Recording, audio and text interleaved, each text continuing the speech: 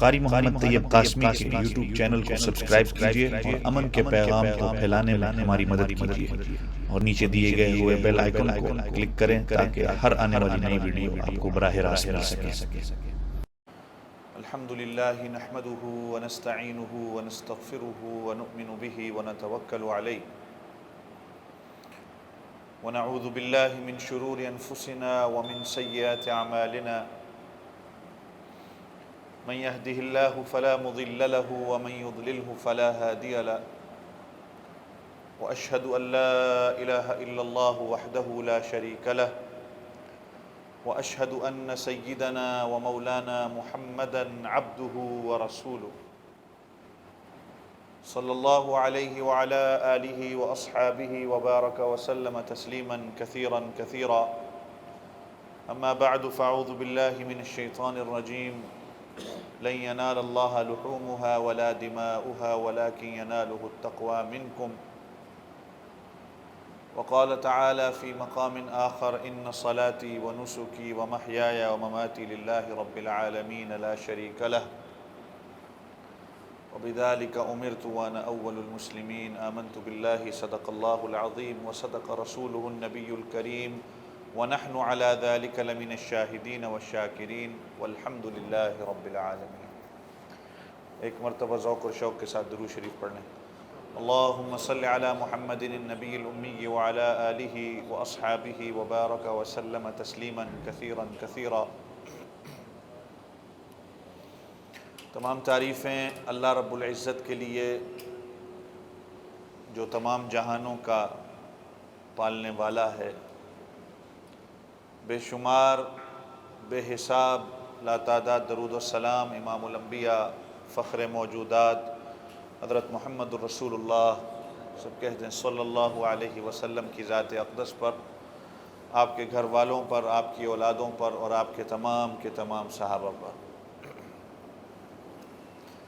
بھائی ساتھی جو اگر پیچھے بیٹھے ہوئے ہیں اگر آگے آ جائیں تاکہ بعد میں آنے والے ساتھیوں کو تکلیف نہ ہو۔ آگے آ جاؤ بھائی، آگے آ جاؤ شاہ،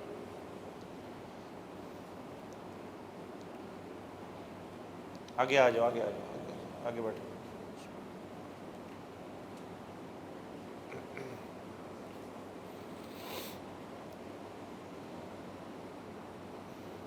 حج جیسی عظیم الشان عبادت پایہ تکمیل کو پہنچی، قربانی جیسی عظیم الشان عبادت ہمارے لیے تو پایہ تکمیل تک ہو گئی، کچھ ملکوں میں ابھی بھی اس کا تیسرا دن ہے۔ اللہ سے دعا کریں کہ اللہ تعالیٰ اپنے دربار میں سارے اعمال منظور و مقبول فرمائے۔ ہماری قربانی جو ساتھی حج پہ تھے، مال کی قربانی، جان کی قربانی، جو بھی قربانی اللہ کی راہ میں لوگ دیتے ہیں، دعا کریں کہ اللہ تعالیٰ اپنے دربار میں منظور و مقبول فرمائے۔ اور جو گزشتہ کئی جمعوں سے میں آپ حضرات کے سامنے بات کر رہا تھا کہ جو اصل قربانی ہے، دعا کریں کہ اللہ تعالیٰ وہ ہمیں سمجھنے کی توفیق عطا فرمائے کہ محض صرف ہم جانور کے گلے پہ چھری نہ پھیریں، اپنی انا کو، اپنے تکبر کو، اپنے حسد کو، اپنے بغض کو، گناہوں کے بھی گلے میں اسی طرح چھری پھیریں، اور جس طرح اللہ کے حکم کے مطابق حج میں، قربانی میں جو عمل کرتے ہیں، اسی طرح اللہ پوری زندگی اپنے حکموں کے مطابق زندگی گزارنے والا بنائے۔ میں نے آپ حضرات کے سامنے کہا تھا کہ یہ چھوٹا ایک عمل ہے جو اللہ آپ کو دکھا رہے ہیں کہ اس چھوٹے سے قربانی کے عمل کو پورا کر لو، اللہ کے حکم کو پورا کر لو، جو محض ایک چھوٹا عمل ہے۔ اصل تو اس کے بعد ہے کہ پوری زندگی جو اللہ کے حکموں کے مطابق گزارنی ہے، اپنی خواہشات کو، اپنے نفس کو چلنا ہے اور اللہ کے حکم کے مطابق زندگی گزارنی ہے۔ یہی اصل مقصد اور فلسفہ قربانی ہے۔ اس کے پیچھے پورا مقصد یہی ہے کہ اللہ کے حکم کے مطابق انسان زندگی گزارنے والا بن جائے، وہ اپنی عقل کی پیروی نہ کرے، وہ اللہ کے حکم کی پیروی کرے۔ جہاں اللہ اور اس کے رسول کی بات آ جائے پھر وہاں کوئی اور بات کو وہ مقدم نہ رکھے۔ میں چونکہ وقت نہیں تھا آپ حضرات کے سامنے کئی جمعوں سے بیان کر رہا تھا کہ ایک بات تو اللہ کے رسول صلی اللہ علیہ وسلم نے کہی کہ ان صلاتی و نسکی و محیای و مماتی للہ رب العالمین، کہ میری نماز، میری قربانی، میرا جینا اور مرنا اللہ کے لیے ہے۔ نماز سمجھ میں آ گئی، اللہ کے لیے ہونی چاہیے، قربانی اللہ کے لیے ہونی چاہیے۔ نماز کسی اور کے لیے اگر ہوئی تو وہ قابل قبول نہیں ہے۔ عبادت کوئی بھی ہو، اگر وہ اللہ کی رضا کے لیے نہ ہو، رضا جوئی کے لیے نہ ہو، صرف دکھلاوا ہو تو وہ قابل قبول نہیں ہے۔ قربانی اگر صرف دکھلاوا ہو تو وہ قابل قبول نہیں ہے۔ چہ جائے وہ قربانی کا گوشت آپ پورا کا پورا خود رکھیں، آپ کسی غریب کو نہ بھی دیں، آپ رشتہ دار کو بھی نہ دیں، لیکن آپ کی وہ قربانی اللہ کی رضا کے لیے ہے تو وہ قابل قبول ہے۔ اگر آپ کی نیت کے اندر کھوٹ ہے، آپ 1 لاکھ 10 لاکھ 20 لاکھ یا کروڑوں کے حساب سے بھی آپ جانور لے کر لوگوں کو کھلاتے رہیں، آپ کو ذرا برابر بھی ثواب نہیں ملے گا اگر آپ کی نیت کے اندر کھوٹ ہے۔ سارا دار و مدار انسان کی نیت پہ ہوتا ہے۔ پھر میں نے کہا کہ جینا اللہ کے لیے کیا مقصد، اس کا کیا مطلب، کہ ہر چیز اللہ کی رضا کے لیے، اللہ کی رضا کے علاوہ اور کوئی نیت نہ ہو۔ قدم قدم پر میرا جینا اللہ کے حکم کے مطابق ہو، ہر چیز پہ میں اللہ کے حکم کو سامنے رکھوں۔ اور بات رہ گئی تھی کہ مرنا اللہ کے لیے کیسے ہوتا ہے، تو یہ ہمیں سمجھنا ہے۔ مرنا اللہ کے لیے بظاہراً موت سے ہر انسان کو خوف آتا ہے۔ آپ اور میں بیٹھے جتنے ہیں ہم، کیونکہ ہمارا ایمان ہے ہی کمزور، موت سے ہم ڈرتے ہیں، ہمیں خوف آتا ہے موت کا سن کے۔ حالانکہ فرمایا گیا ہے کہ موت تو مومن کے لیے تحفہ ہے، اس لیے کہ وہ تو اپنے اللہ کے پاس جا رہا ہے اور اپنے اللہ سے ملاقات کرنے کے لیے جا رہا ہے جو اس کا خالق حقیقی ہے۔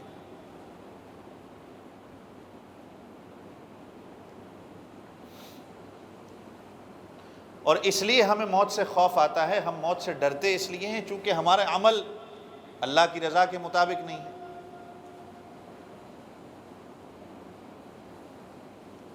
اگر آپ کو پتہ چل جائے کہ آج آپ کی موت ہونی ہے یا کل آپ کی موت ہونی ہے، آپ کیسے زندگی گزاریں گے؟ ایک بہت بڑے بزرگ گزرے ہیں حضرت عبدالرحمن ابی نعم رحمۃ اللہ علیہ، ان سے کسی نے پوچھ لیا نصیحت کے طور پہ کہ میں آپ سے پوچھنا چاہتا ہوں کہ حضرت اگر آپ کو پتہ چل جائے کہ آج آپ کی موت ہو جائے گی تو آپ کیا کریں گے؟ اب بظاہراً تو اس نے یہ سوچا تھا کہ میں حضرت سے ایک نصیحت پوچھ رہا ہوں، حضرت جو مجھے باتیں بتائیں گے تو وہ میرے لیے قابل نمونہ ہوں گی، میں اس کو لکھوں گا، آگے لوگوں تک پہنچاؤں گا۔ آپ سے بھی اگر میں پوچھوں کہ آپ کو پتہ چل جائے کہ آج آپ کا آخری دن ہے یا کل آپ کا آخری دن ہے، آپ کیا کریں گے؟ آپ ڈھیروں باتیں لکھوائیں گے کہ میں جس سے میں نے ناراضگی ہے اس سے پہلے جا کے میں صلح کروں گا، جس کے پیسے میں نے دینے ہیں، جس کی امانت میرے پاس ہے میں پہلے جا کے وہ پورا کروں گا، اور میرے ذمہ کوئی عمل ہیں میں پہلے ان کو پورا کروں گا۔ آپ اس طرح کی ہر کوئی بندہ بات کرے گا۔ اگر کہے کہ مجھے پتہ چل گیا ہے کہ مجھے موت آنی تو ہے، لیکن پتہ چل جائے کہ اگر آ جا رہی ہے، اب اس شخص نے بھی حضرت عبدالرحمن ابی نعم رحمۃ اللہ علیہ سے پوچھا کہ آپ مجھے بتائیں کہ آپ کو اگر پتہ چل جائے کہ آپ کا آخری دن ہے، آپ کیا کریں گے؟ تو انہوں نے کہا میں زیادہ کچھ تو نہیں کروں گا، جو میں اپنے اعمال پہلے سے کر رہا ہوں میں وہی کروں گا۔ اس لیے کہ مومن کو تو کہا گیا ہے نا کہ روزانہ اپنی موت کی تیاری کرو، تو میں نے اپنی زندگی کا نظام الاوقات، اپنا شیڈول ہی اسی طرح بنایا ہے کہ میرے پاس کچھ اور ایکسٹرا کرنے کا کام ہی نہیں ہے کہ میں اپنے اس شیڈول کے اندر اور نظام الاوقات میں کوئی ایکسٹرا چیز ڈالوں۔ میں اپنی زندگی گزار ہی اس طرح رہا ہوں کہ گویا آج ہی مجھے موت آ جائے گی۔ تو جب بندہ ایسے ہی سوچ کے چلے کہ مجھے مرنا، موت تو کبھی بھی آ سکتی ہے، اور جب وہ یہ سوچے گا تو پھر ظاہری بات ہے کہ وہ اللہ کے حکم کے مطابق ہی زندگی گزارے گا، پھر اس کے اعمال تو درست ہوں گے، اس کو کوئی ایکسٹرا چیز کرنے کی ضرورت ہی نہیں ہوگی، کہ اس کو جب پتہ ہے کہ میں نے مرنا ہی مرنا ہے۔ اور مومن کے لیے تو کہا ہی گیا کہ عقل مند وہ ہے کہ جو اپنی زندگی میں موت کی تیاری کرے۔ میں اور آپ موت سے ہم ڈرتے اس لیے ہیں کیونکہ ہمارے اعمال کمزور ہیں۔ موت کا سن کے ہم کو خوف اس لیے آتا ہے کہ ہمارے اعمال نہیں ہیں،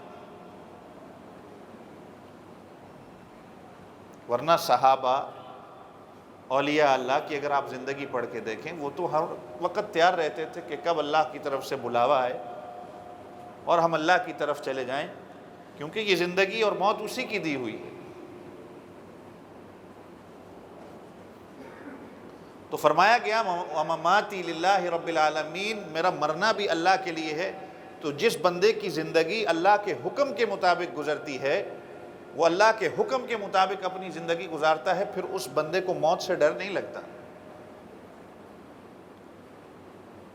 کیونکہ اس کو پتہ ہے کہ میں نے زندگی اللہ کے حکم کے مطابق گزاری ہے۔ اور رسول اللہ صلی اللہ علیہ وسلم یہ دعا پڑھا کرتے تھے کہ اللہم احیینی اذا علمت الحیات خیرا لی وتوفنی اذا علمت الوفات خیرا لی، کہ اللہ تو مجھے تب تک زندہ رکھ جب تک تو جانتا ہے کہ میرے لیے زندہ رہنا بہتر ہے، اور تو مجھے اس وقت موت دے دے کہ جب تو جانتا ہے کہ میرے لیے دنیا سے جانا بہتر ہے۔ ہمیں یہ فرما دیا کہ موت کی تمنا نہیں کرنی، موت کی تمنا کرنا گناہ ہے، خودکشی نہیں کرنی، حرام ہے، تمنا بھی نہیں کرنی۔ بس اتنا کہہ دو یا اللہ تو جب جانتا ہے کہ میرے لیے زندگی بہتر ہے تو مجھے زندگی دے دے، اور تب جب تو جانتا ہے کہ میرے لیے موت بہتر ہے پھر تو مجھے موت دے دے۔ کتنی خوبصورت دعا ہے۔ اور ایک اور دعا حضور پاک صلی اللہ علیہ وسلم سے ثابت ہے کہ اللہم توفنی وانت راض عنی، اللہ تو مجھے اس وقت موت دے جب تو مجھ سے راضی ہو جائے۔ اور یہ دعا اپنی زندگی میں اس کا اہتمام کر لیں کہ اللہ جب تو میرے سے راضی ہو جائے، عربی میں آپ کو یاد نہیں ہوتی تو آپ اردو میں اپنی زبان میں کہہ سکتے ہیں، جب تو مجھ سے راضی ہو جائے تبھی تو مجھے موت دے دے۔ ویسے پریشانیاں جتنی آئیں، تکلیفات جتنی آئیں، موت کی تمنا کرنے کے لیے ہمیں منع کیا گیا ہے کہ کوئی انسان یہ نہ کہے کہ میں موت کی تمنا کروں، کاش مجھے موت آ جائے، نہیں، اس کا منع کیا گیا ہے۔ لیکن اس کے برعکس نبی علیہ السلام نے یہ دعا ہمیں سکھا دی ہے کہ یہ دعا پڑھ لو۔ اور ساتھ ساتھ اللہ کے رسول صلی اللہ علیہ وسلم ایک اور دعا کیا کرتے تھے کہ اے اللہ میری زندگی میں میرے لیے خیر اور برکتیں دے، اور جب تجھے لگتا ہے کہ میں فتنے اور فساد کے اندر اگر مبتلا ہو جاؤں تو اس سے بہتر ہے کہ اس فتنے کے اندر مبتلا کیے بغیر ہی یا اللہ تو مجھے اس دنیا سے اٹھا لے۔ تو میں اور آپ یہ دعا کریں کہ اللہ ہماری زندگی کے اندر تو برکتیں عطا فرما، ہمارے لیے خیر کے فیصلے کر، لیکن اگر ایسا موقع کہیں آ جائے کہ ہم فتنے فساد کے اندر مبتلا ہو جائیں تو اس فتنے کے اندر مبتلا کیے بغیر یا اللہ تو مجھے اپنی طرف اٹھا لے، اپنی طرف بلا لے۔ یہ معنی ہے وَمَمَاتِي لِلَّهِ رَبِّ الْعَالَمِينَ، کہ زندگی اگر اللہ کے رضا جوئی کے مطابق گزاری ہو تو اس بندے کو پھر موت سے ڈر نہیں لگتا، کیونکہ موت پھر اس کے لیے خیر ہے، موت اس کے لیے تحفہ ہے، وہ دنیا کے فتنے فساد کو چھوڑ کے اللہ رب العزت کی طرف جا رہا ہے۔ لیکن اگر اس کی زندگی اللہ کے حکموں کے مطابق نہیں ہے اس کا جینا اللہ کے حکموں کے مطابق نہیں ہے، اس کی نماز اللہ کے حکموں کے مطابق نہیں ہے، اس کی قربانی اللہ کے حکموں کے مطابق نہیں ہے، تو پھر اس کے لیے موت ایک افسوسناک اور ایک بہت بڑی چیز ہے جس سے وہ خوف کھاتا ہے۔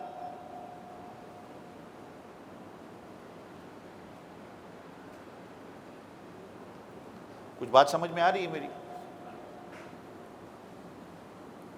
تو گویا کہ ہمیں یہ بتا دیا کہ یہ جو تم نے قربانی ابھی کی، یہ ایک نمونہ جو تم نے کیا، مظاہرہ جو تم نے کر کے دکھایا، یہ عمل کر کے دکھایا، یہ چھوٹا سا عمل ہے جو تم اللہ کے حکم کے مطابق اس کو پورا کر رہے ہو۔ اصل مقصد تو اس کا یہ ہے کہ اس کے بعد آنے والی جو زندگی ہے تمہاری، وہ پوری کی پوری اللہ کی رضا کے لیے ہو، اور وہ صرف اور صرف اللہ کی رضا کے لیے ہو۔ تب جا کے تم قربانی کے اس مقصد کو سمجھو گے، اور یہ آہستہ آہستہ قربانی کا جو مقصد ہے یہ ہمارے ذہنوں سے اور ہماری زندگیوں سے دور ہوتا چلا جا رہا ہے۔ اب کیا ہے کہ قربانی کے ایک دن پہلے جائز تو ہے، جانور کو خرید لیا جاتا ہے، دوسرے دن اس کو قربان کر دیا جاتا ہے، ایک ٹھیک ہے، عمل اچھا ہے، لیکن وہ جو اصل قربانی کے مقصد کو سمجھنا تھا کہ جانور کے ساتھ ایک انس اور ایک محبت، اس کے ساتھ ایک لگن جو انسان کے اندر ہونی چاہیے، کہ جو نبی پاک صلی اللہ علیہ وسلم نے فرمایا کہ قیامت والے دن یہ جانور اپنے سینگ کے ساتھ، اپنے کھر کے ساتھ، اپنے بالوں کے ساتھ اللہ کے ہاں تمہاری سفارش کرے گا۔ یہ نہیں ہے کہ بس وہ جو پنجابی میں کہا جاتا ہے کہ مگرو لانے والا کام ہے کہ بس ایک جانور خرید لیا اور چھری پھیر دی اور بات ختم ہو گئی۔ وہ انس اور وہ محبت کے قرب جو تھا وہ حاصل نہیں ہوا ابھی تک۔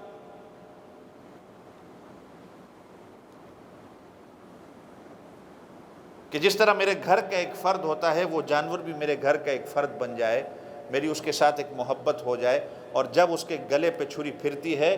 جب محبت کسی چیز کے ساتھ ہو جائے، اس لیے تو قرآن میں کہا جاتا ہے نا کہ لن تنالوا البر حتی تنفقوا مما تحبون، اللہ کی رضا میں، اللہ کی خاطر جب اللہ کے نام پر کوئی چیز دیتے ہو تو وہ چیز دو جو تمہیں سب سے زیادہ محبوب ہے۔ یہ نہیں اٹھا کے کوئی ایسی کوئی چیز دے دی، بس مگرو لانے والا کام کیا، نہیں، جو تمہیں سب سے زیادہ محبوب چیز ہے اس کو اللہ کی رضا کے لیے دو، بات پھر بنتی ہے۔ تب جا کے تمہیں قربانی کا فلسفہ بھی سمجھ میں آئے گا کہ میرے گھر کے فرد کی طرح اس جانور کو میں نے پالا پوسا، اس کو بڑا کیا، اب جا کے میں اللہ کی رضا کے لیے اس کو قربان کر رہا ہوں، جو پرانے وقتوں میں کبھی ہوا کرتا تھا۔ آج بھی بعض جگہوں پہ لوگ اس طرح کرتے ہیں۔ تو یہی مطلب ہے قل ان صلاتی و نسکی و محیای و مماتی للہ رب العالمین کا، کہ جینا اللہ کے لیے ہے، مرنا بھی اللہ کے لیے ہے، کہ میں جب تک میرے لیے زندگی بہتر ہے یا اللہ تو مجھے زندگی دے دے، جب اللہ میرے لیے موت بہتر ہے، بغیر کسی فتنے کے اندر مجھے مبتلا کیے بغیر، یا اللہ تو مجھے اپنی طرف بلا لے۔ اور یہ کتنی خوبصورت دعا آپ صلی اللہ علیہ وسلم کر رہے ہیں کہ اللہم توفنی وانت راض عنی، جیسے ہی اللہ تو مجھ سے راضی ہوتا ہے تو مجھے بلا لے۔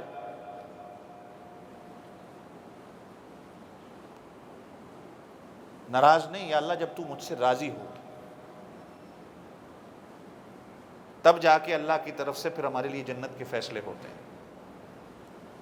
تو یہ چھوٹا سا مظاہرہ جو آپ نے کیا ان دنوں میں، یہ آپ کی زندگی کو بدلنے کا ہے، کیونکہ ہر جگہ آج کل میں نے جیسے پہلے بھی کہا تھا کہ تبدیلی تبدیلی کے نعرے لگے ہیں، اندر تبدیل نہ ہوا تو کچھ بھی نہیں ہوا۔ میری زندگی اگر اللہ کے حکموں کے مطابق نہیں ہے تو کچھ بھی نہیں ہے۔ میری نماز، میرا جینا، میرا مرنا اگر اللہ کی رضا کے لیے ہے تو میری زندگی کچھ بھی نہیں ہے۔ اور دوسرا اس کا معنی بزرگان دین نے اس آیت کا یہ کیا ہے کہ جو عمل مباح عمل ہیں، جو بظاہراً جس کے اندر کوئی عبادت نظر نہیں آتی، مثال کے طور پہ کھانا ہے، پینا ہے، تجارت کرنا ہے، زراعت کرنا ہے، وغیرہ وغیرہ، جس کے اندر آپ کو کوئی عبادت بظاہراً نظر نہیں آتی۔ اب آپ کھانا کس لیے کھاتے ہیں؟ کھانا آپ کس لیے کھاتے ہیں؟ کہ تاکہ میں پیٹ بھروں اپنا۔ سوتے آپ کس لیے ہیں؟ تاکہ آپ اپنے جسم کو راحت دیں۔ تجارت آپ کس لیے کرتے ہیں؟ تاکہ اس سے میرے گھر کے اندر برکت آئے، میرا گھر چلے۔ اب ان کے اندر بظاہراً کوئی عبادت نظر نہیں آتی، لیکن بزرگان دین نے لکھا ہے کہ اس کا معنی ایک یہ ہے اس آیت کا کہ وہ عمل جو مباح ہیں ان کو بھی اگر آپ اپنی نیت کو تبدیل کر کے ان کاموں کو بھی اللہ کی رضا کے لیے استعمال کر لو تو یہ کام بھی آپ کے لیے عبادت بن جائیں گے۔ اللہ اکبر، کتنی بڑی خوبصورت بات ہے۔ شاید کسی اور مذہب میں آپ کو ایسا ملے کہ آپ کھانا کھا رہے ہیں اور آپ کو ثواب مل رہا ہے، آپ پانی پی رہے ہیں آپ کو ثواب مل رہا ہے، آپ تجارت کر رہے ہیں آپ کو ثواب مل رہا ہے۔ اب کھانا کھانا تو ایک آپ اپنی ضرورت کو پورا کر رہے ہو، لیکن اس کھانے کو کھاتے وقت اگر آپ اللہ کے حکم کو سامنے رکھتے ہیں کہ یہ کھانا میں کھا رہا ہوں، نمبر ایک تو پہلے میں کھاتے وقت اللہ کا شکر ادا کر رہا ہوں، پھر اس کے بعد میں سنت طریقے سے کھا رہا ہوں جو نبی علیہ الصلوۃ والسلام نے طریقہ بتایا ہے، اس کے بعد میں یہ نیت کرتا ہوں اس کھانا کھانے کے بعد مجھے جو تندرستی ملے گی، جو مجھے طاقت ملے گی، اس میں اللہ کی عبادت کروں گا، اس میں کوئی ایسا عمل کروں گا کہ جو مجھے اللہ کے ساتھ جوڑ دے، میرا تعلق اللہ کے ساتھ بڑھ جائے، تعلق مع اللہ مجھے نصیب ہو جائے، میری عبادت کے اندر تندرستی اور چستی آ جائے، تو یہ کھانا کھانا بھی آپ کے لیے عبادت بن جائے گی، ہے کہ نہیں؟ نیت اگر آپ کی صرف ہو کہ میرے جسم کا بھی، جیسے آپ صلی اللہ علیہ وسلم نے حضرت عبداللہ ابن عمر بن عاص رضی اللہ عنہ جو پورا دن روزہ رکھتے اور رات کو اللہ کی عبادت کے لیے کھڑے ہو جاتے اور سوتے نہیں تھے، تو آپ صلی اللہ علیہ وسلم نے فرمایا ان لجسدک علیک حق، تمہارے جسم کے اوپر بھی تمہارا حق ہے۔ یہ طریقہ نہیں ٹھیک، کچھ دن روزے رکھ لو، کچھ دن افطاری کر لو۔ وَإِنَّ لِعَيْنِكَ عَلَيْكَ حَقٌ، تمہاری آنکھ کا بھی تمہارے اوپر حق ہے، اس کو بھی آرام کی ضرورت ہے۔ اور مباح عمل اسی طرح جو ہے، ایک بندہ، اب آپ پانی پیتے ہیں، میں اور آپ تو کبھی پانی پیتے وقت ہمیں تو کوئی یہاں پر بیٹھا ہو اگر کوئی کہے کہ مجھے پانی پینے کی دعا بھی شاید کوئی بھی نہ ہو، بسم اللہ الرحمن الرحیم بس پانی پی لیا، الحمدللہ الذی سقانی عذبا فراتا برحمتہ ولم یجعلہ ملحا اجاجا بذنوبنا، یہ پانی پینے کی دعا ہے، بعض احادیث سے ثابت ہے کہ تمام تعریفیں اس اللہ کی جس نے ہمیں میٹھا پانی مہیا کیا اپنی رحمت کے ساتھ، اور ہمارے گناہوں کی وجہ سے اس نے اس پانی کو کڑوا نہیں کیا۔ اللہ، کتنی خوبصورت دعا ہے۔ شاید میں نے کہا کسی کو پتہ ہی نہ ہو اس دعا کا۔ اور حضرت حاجی امداد اللہ مہاجر مکی رحمۃ اللہ علیہ، وہ حضرت اقدس تھانوی رحمۃ اللہ علیہ کو کہا کرتے تھے کہ میاں اشرف علی جب پانی پیو تو خوب ٹھنڈا پانی پیو، اور خوب ٹھنڈا پانی پینے کا مقصد یہی ہے کہ تمہارے روئیں سے، ایک ایک جسم کے ہر بال سے اللہ کا شکر ادا ہو۔ کبھی بیٹھ کے دیکھیں نا کہ کن کن ملکوں کے اندر پانی نہیں ہوتا، 5 میل 10 میل، ہمارے پاکستان کے ابھی بھی ایسے علاقے ہیں جہاں پر پانی کو جانوروں کے اوپر لاد کر لایا جاتا ہے۔ میں اور آپ، ہمیں اللہ نے کتنی نعمتیں مہیا کی، ہم پانی پیتے وقت کبھی اس کا شکر ادا کرتے ہیں کہ ہمیں ٹھنڈا پانی جب نصیب ہوتا ہے؟ تو گویا کہ پانی پینے کے اندر کوئی عبادت تو نہیں ہے، لیکن وہ اگر اللہ کی رضا کے لیے ہو جائے، جیسے میں نے کہا کہ اس آیت کا مقصد یہ ہے کہ مباح عمل ہے، آپ پانی پیتے وقت اللہ کا شکر ادا کرتے ہیں، آپ پانی پیتے وقت اس نعمت کا شکر ادا کرتے ہیں، کہ جیسے حضرت حاجی امداد اللہ مہاجر مکی رحمۃ اللہ علیہ کہہ رہے، اور یہ صرف ان کی وجہ سے نہیں، آپ صلی اللہ علیہ وسلم کی سنت بھی ہے۔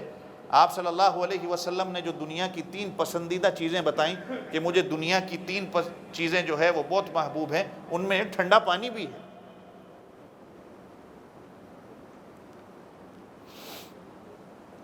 تاکہ پیتے وقت اللہ کا شکر انسان ادا کرے۔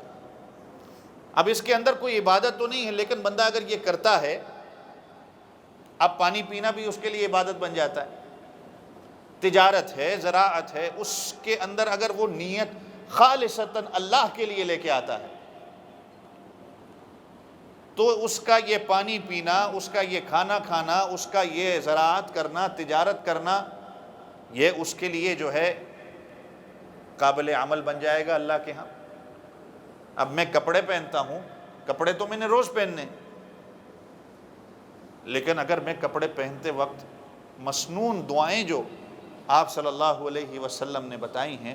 اگر میں وہ مسنون دعائیں پڑھ لیتا ہوں تو میرا کپڑا پہننا بھی عبادت بن جاتی ہے۔ اب یہ عید کا دن گزرا، ہم جو نئے کپڑے پہنتے ہیں، نئے کپڑے پہننے کی ایک الگ دعا ہے، اگر میں وہ پہنتا ہوں، پہننا تو میں نے نیا، چاہے عید ہو یا غیر عید ہو، میں نے نیا بھی پہننا ہے، لیکن اگر وہ پہنتے وقت میں دعا پڑھ لیتا ہوں تو وہ کپڑا پہننا بھی میرے لیے جو ہے عبادت بن جاتی ہے۔ یہ معنی ہے ان صلاتی و نسکی و محیایا و مماتی للہ رب العالمین، کہ میرا جینا، میرا مرنا، میری نماز، میری قربانی، سب کچھ اللہ کے لیے ہے۔ اس کے اندر صرف اور صرف اللہ کی رضا ہے۔ اور یہ طریقہ جو ہے نا، یہ بزرگان دین ہمیشہ یہی کہا کرتے تھے کہ ہمیشہ صبح اٹھتے وقت نماز کے بعد، اپنے مسنون اعمال کے بعد، حضرت ڈاکٹر عبدالحی عارفی رحمۃ اللہ علیہ، جو حضرت مفتی تقی عثمانی دامت برکاتہم کے شیخ اور پیر ہیں، وہ یہ کہا کرتے تھے کہ جب صبح اٹھ کر نماز پڑھتے ہو، نماز پڑھنے کے بعد اپنے جو مسنون اعمال کرتے ہو، نماز پڑھتے ہو، یہ قرآن کی تلاوت کرتے ہو، اس قرآن کی تلاوت کے بعد اپنی زندگی کا معمول بنا لو کہ یہ آیت کریمہ صرف قربانی کے لیے نہیں ہے، یہ آیت کریمہ روزانہ پڑھنا شروع کر دو کہ یا اللہ، آج کے دن کی میں یہ نیت کرتا ہوں کہ میں جو بھی کام کروں گا، میری نماز ہو، میری قربانی صرف جانور کا قربان کرنا نہیں ہے، یہ آپ جو آ رہے ہیں اپنے وقت کو قربان کر کے نماز کے لیے آ رہے ہیں، اپنے مال کے اندر سے آپ اللہ کے رضا کے لیے جو مال دیتے ہیں، اپنے مال کی قربانی آپ دے رہے ہیں، بعض اپنے وطن کی قربانی دیتے ہیں، ہم سب اپنے وطن کو چھوڑ کے یہاں آئے ہیں، اپنے ماں باپ کو چھوڑ کے یہاں آئے ہوئے ہیں، قربانی تو پھر یہ سلسلہ تو چلتا رہتا ہے کہ یہ دن کے اندر یہ نیت کر لو، یہ آیت کریمہ پڑھ لو کہ اللہ، آج میں جو بھی عمل کروں گا وہ محض صرف اور صرف تیری رضا کے لیے ہوگا۔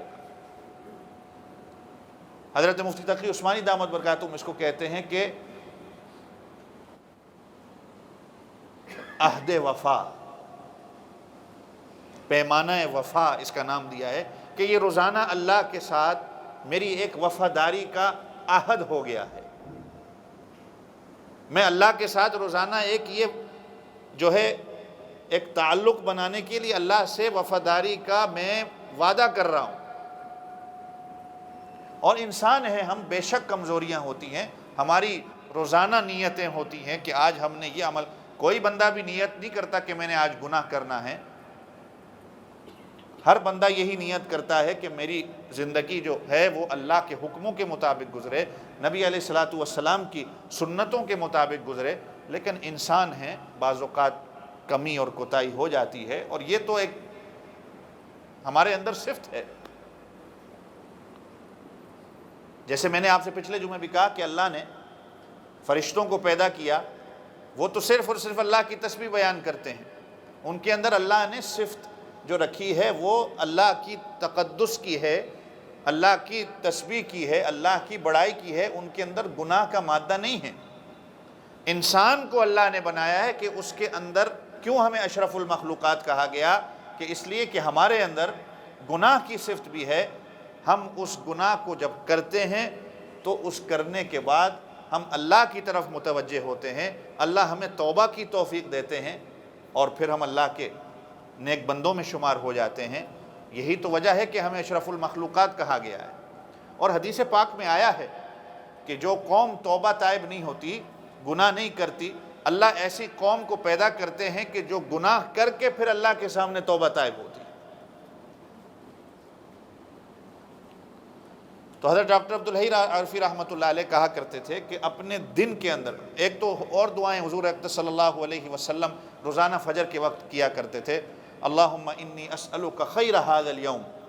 کہ اللہ آج کے اس دن کی میں تیرے سے خیر مانگتا ہوں، وفتحہ ونصرہ ونورہ، اس دن کے اندر جتنی نور ہیں، اس کی برکات جتنی ہیں، آج کے دن میں تیرے سے اس کو مانگتا ہوں کہ آج کے دن میرے لیے خیر والا بنا دے۔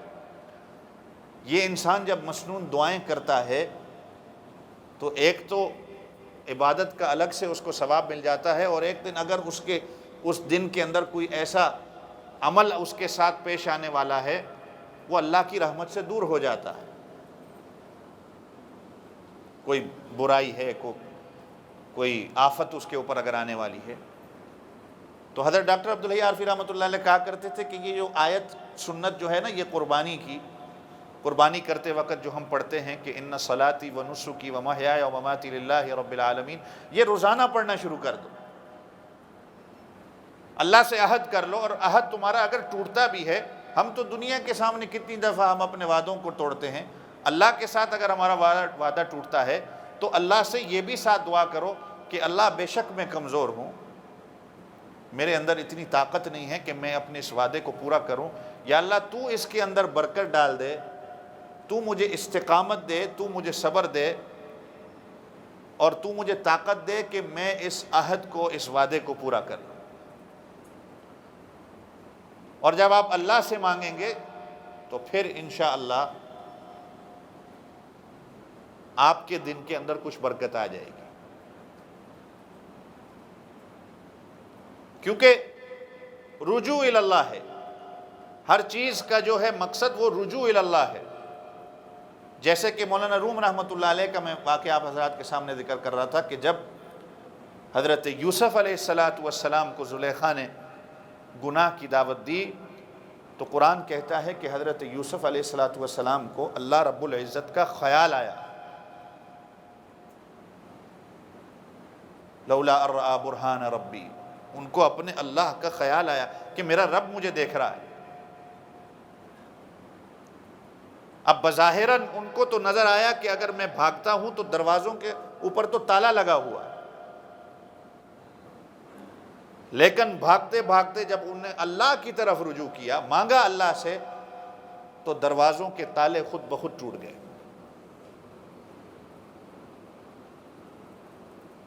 تو مولانا نوم رحمۃ اللہ لکھتے ہیں کہ تمہاری زندگی کے اندر بھی کبھی تمہیں گناہ کی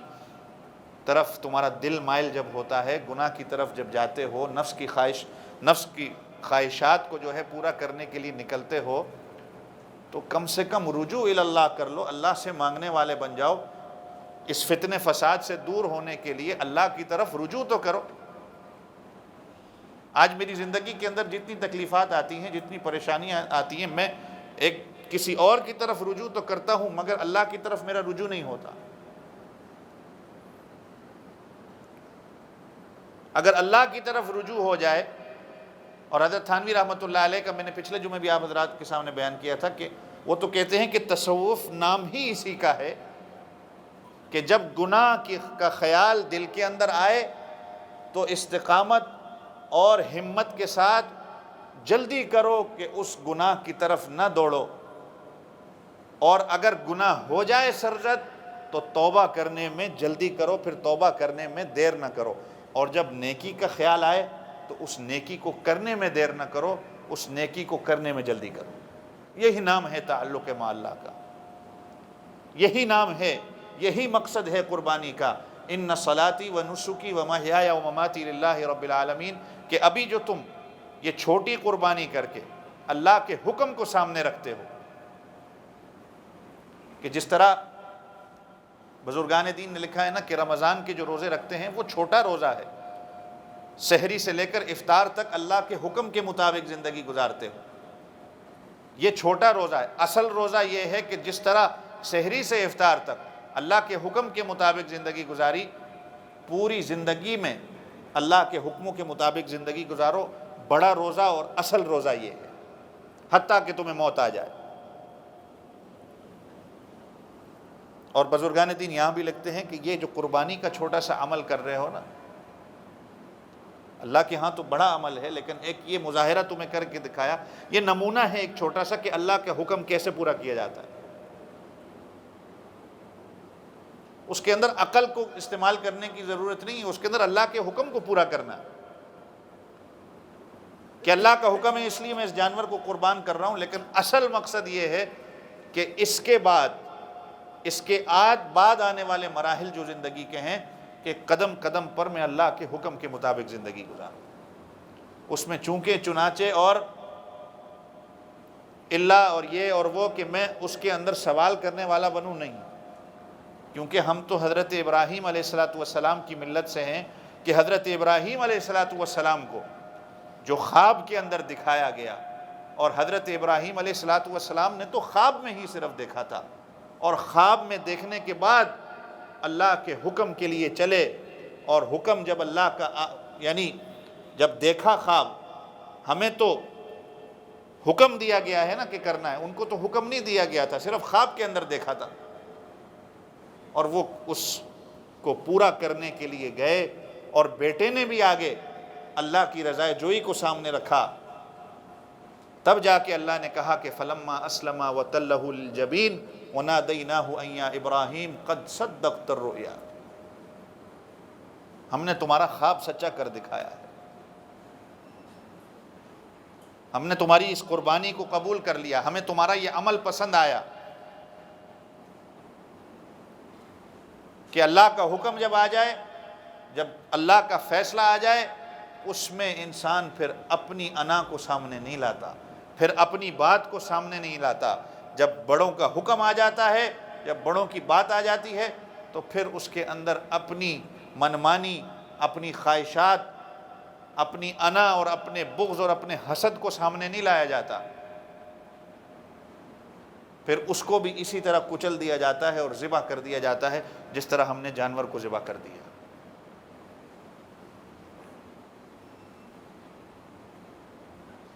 یہ چھوٹی سی آیت ہے، ان صلاتی و نسکی و محیایا و مماتی للہ رب العالمین، لیکن اس کے اندر کتنا بڑا سبق ہے، اسی پہ ہماری زندگی اسی کے اندر ہے۔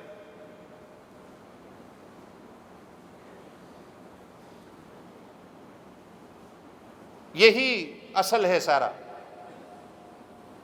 یہ تبلیغی جماعت والے بھی جو چلتے پھرتے ہیں آپ کو یہی بتا رہے ہیں، سارا نچوڑ اسی کے اندر ہے، کہ تمہارا تعلق اللہ کے ساتھ بن جائے۔ آخری ساری باتوں کی ان کی ایک ہی بات تبلیغ والوں کی یہی ہوتی ہے کہ اللہ کے حکموں پر یقین، اللہ سے ہونے کا یقین اور باقیوں سے نہ ہونے کا یقین، یہ تمہارے دلوں کے اندر آ جائے۔ تو سارا نچوڑ اسی کے اندر ہے کہ اللہ کے حکموں کے مطابق انسان کی زندگی گزرے۔ جینے کے اندر بعض اوقات آپ کا دل کرے گا کہ آپ اپنی خواہشات پہ عمل کریں، لیکن جب آپ نے اللہ کے حکم کو مقدم رکھ کے اپنی خواہشات کو ختم کیا، اس کے اوپر چھری پھیری، مشکلات بہت آئیں گی، لیکن تب جا کے آپ کی زندگی بنے گی، تب جا کے آپ کا دل جو ہے وہ اللہ کا رحمت، اللہ کی جو ہے آپ کے دل کے اندر تبھی متوجہ ہوگی جب دل آپ کا غیر سے خالی ہوگا، خواہشات سے خالی ہوگا، اللہ کے حکم کو مقدم رکھو گے۔ تو اللہ تعالیٰ مجھے آپ سب کو عمل کرنے کی توفیق عطا فرمائے۔ پوری دنیا میں جہاں بھی لوگوں کی قربانیاں ہوئیں، اللہ اپنے دربار میں اس کو منظور و مقبول فرمائے، اور اللہ تعالیٰ اپنے حکموں کے مطابق ہمیں زندگی گزارنے والا بنائے۔ جو ہمارے بہن بھائی حج کے لیے گئے ہوئے تھے، اللہ تعالیٰ ان کے حج کو حج مقبول، حج مبرور عطا فرمائے، اور اللہ تعالی ہم سب کو بھی وہاں کی حاضری نصیب فرمائے اور وہاں کی رونقیں بحال فرما کر ہر مسلمان کو اللہ وہاں کی حاضری نصیب فرمائے، تاکہ اس کا جینا مرنا، اس کی قربانی،